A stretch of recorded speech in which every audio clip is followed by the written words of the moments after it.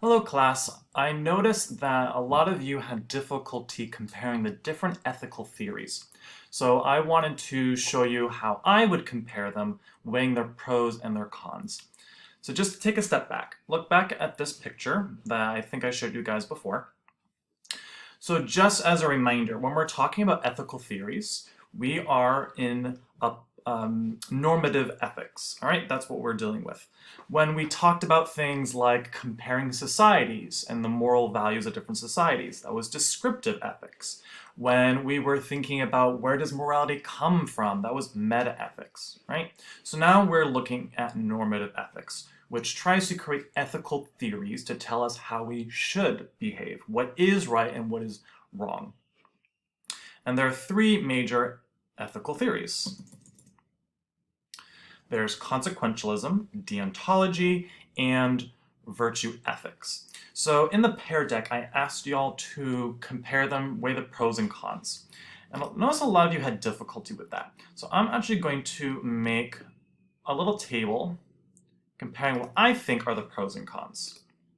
So we've got our pros, we've got our cons. When I say pros and cons, I mean what's good about it versus what's bad about it, or a criticism of it. I noticed that a few of you were just describing or giving a definition of each ethical theory, which is different. So we're going to be comparing them, weighing the positives and negatives. So first we have consequentialism, then we have deontology, and then we have virtue ethics. Okay, let's start with consequentialism. Pros, I would say it is very rational and it values creating the most good and that it is situational. Why do I say that? Well, a consequentialist would say we have to look at the consequences of the action. Is it creating more good in the world or is it creating more bad in the world?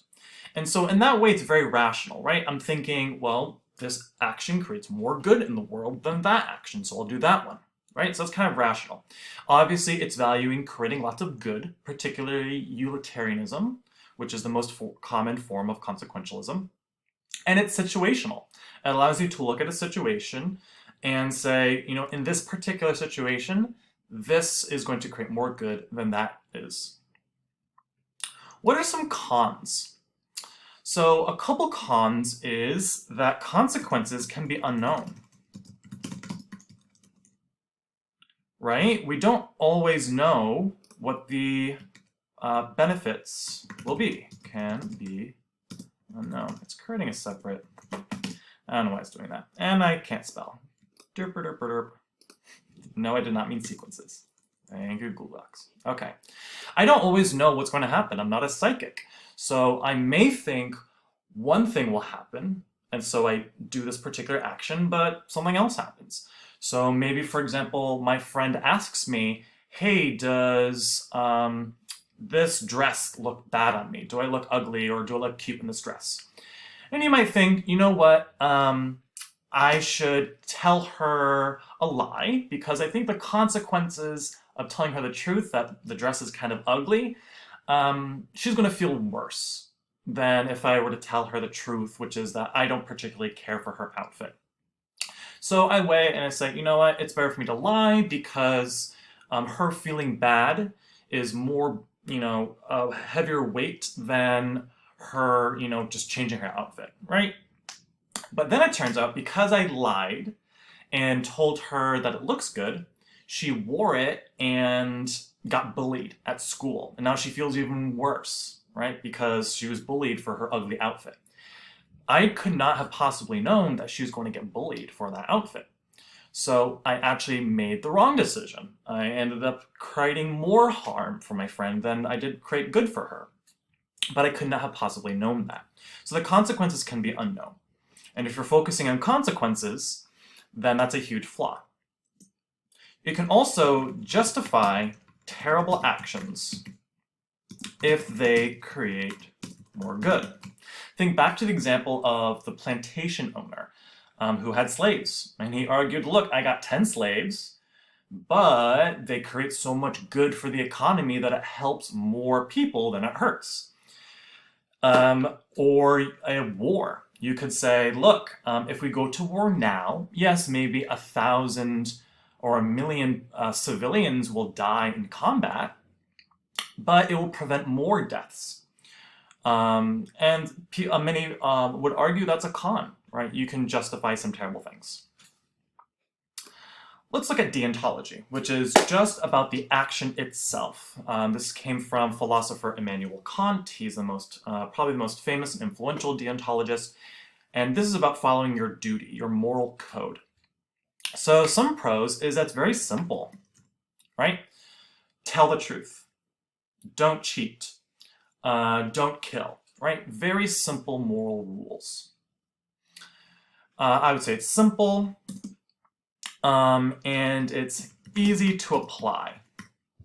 All right, it's easy to apply to your real life. You can understand it easily, and you can apply it to your life easily. What are some cons? Think back to the story with the Nazis coming to a Christian woman's home during the reign of Nazi Germany. And she's hiding some Jews in the attic, and they come to her door and say, knock, knock, knock, are there any Jews hiding in your house? And if she were a strict deontologist, who never lies, she would say, yes, they're upstairs. And then people die, right? So that's a very famous criticism of deontology, and that con is that it's non-situational. Right? And notice that this was a pro of consequentialism. The pro of consequentialism being, hey, look, I look at the situation and I choose the best one in the situation. A deontologist, you're not looking at the situation at all. You're only looking at the moral code. You always tell the truth. And so you can, again, justify terrible consequences. So notice before with consequentialism, we were justifying terrible actions. Now with deontology, we're justifying terrible consequences. And finally, virtue ethics. So virtue ethics is about following particular virtues. Aristotle and Plato and Socrates, those are all ancient Greeks. And during that period is when virtue ethics was really developed. So virtue ethics says, you know what, I'm going to follow particular virtues like honesty, compassion, humility, confidence, kindness, generosity. Those are all virtues that you have in yourself that you can express, but it's more about the person themselves, their moral character. It's not actually looking at the actions, and it's not looking at the consequences. So one pro is, I would say it's also very situational.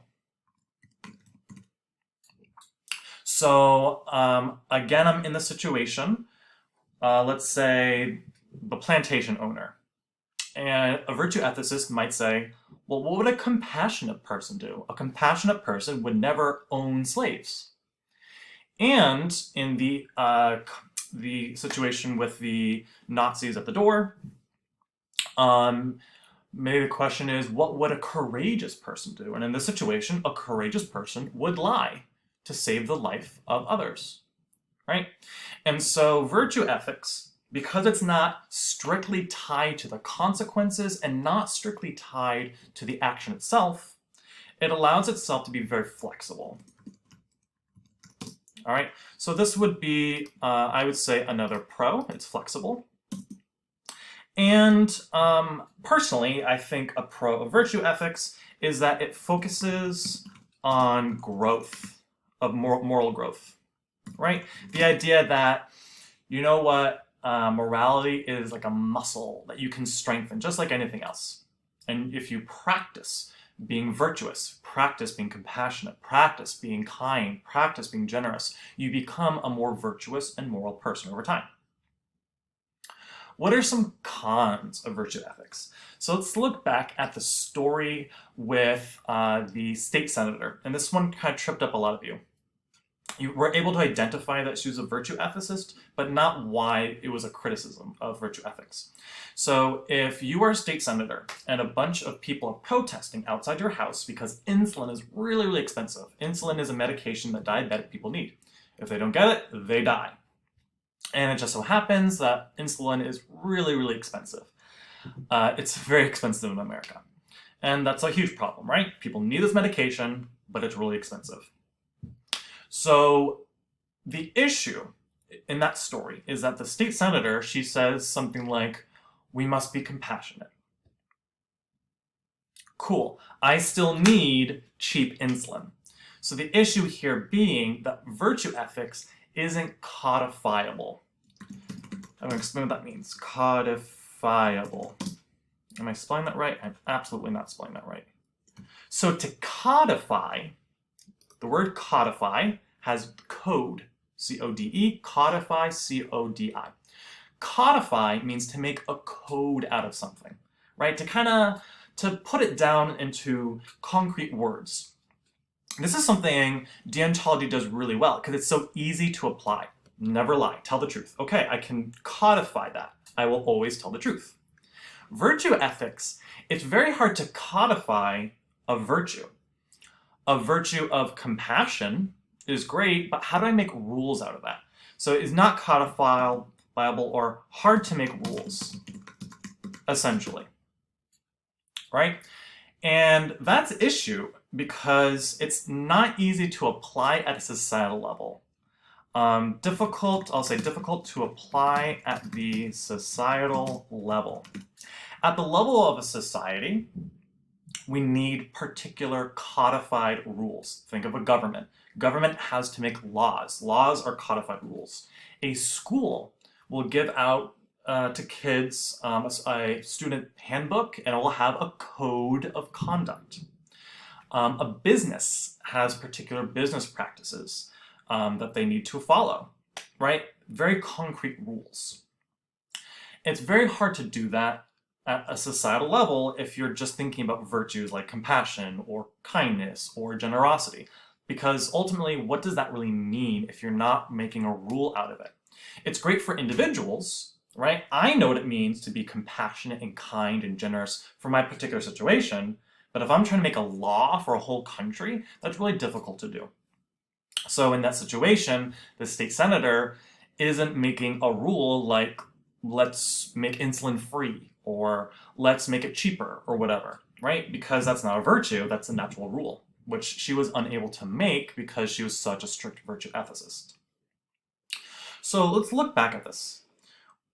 Big idea here is that all three ethical theories have pros and they have cons. So what that means is, in reality, these are not moral codes that we all follow, or frameworks that we all follow. They tend to be more like tools, right? So probably all of us agree slavery is wrong. So in that sense, we're all being a little bit of a deontologist.